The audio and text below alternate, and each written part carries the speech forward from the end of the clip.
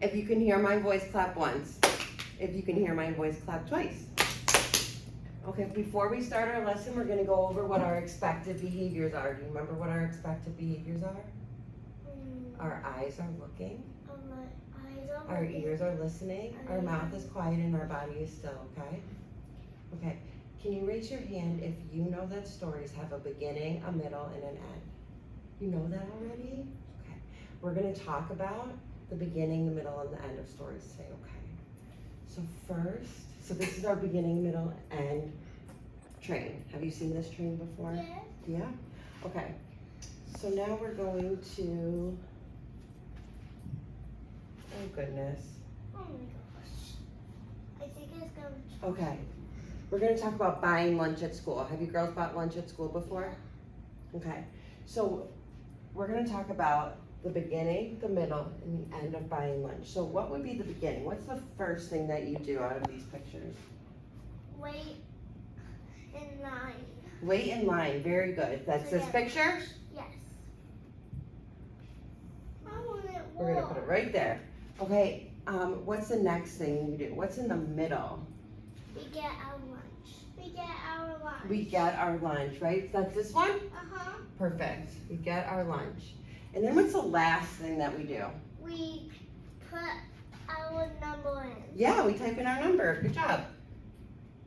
So if I was telling a story about buying lunch, my beginning would be I wait in line.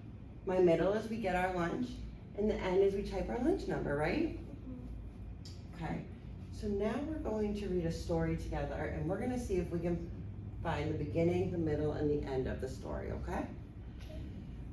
We're going to read it together. Can you guys do that with me? Okay. Okay. Zach.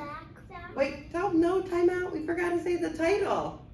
What's the title of the The story? pumpkin patch. Good job. Okay. Zach went on a trip with his class.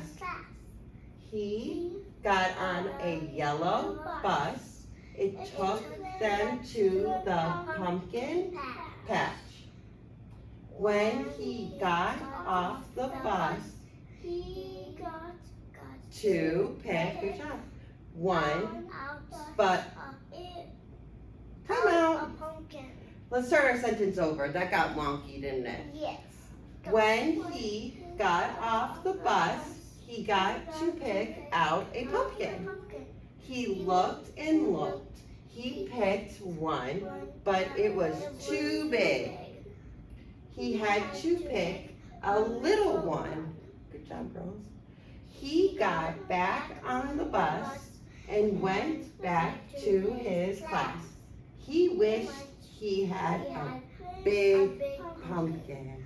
Do you remember eyes or ears, eyes listening?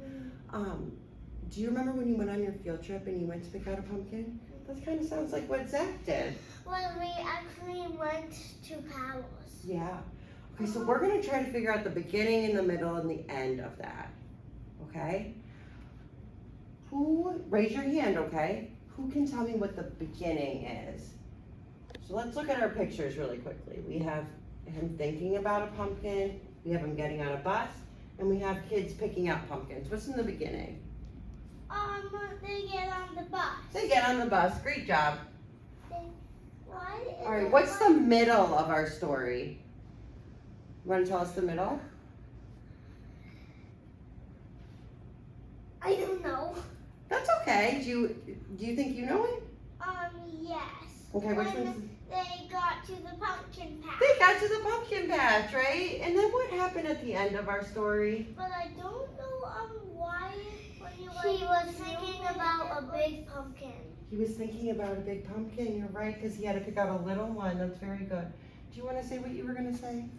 So that it is like I don't like that when you move it it's gray and you can't see it. Yeah, I understand that.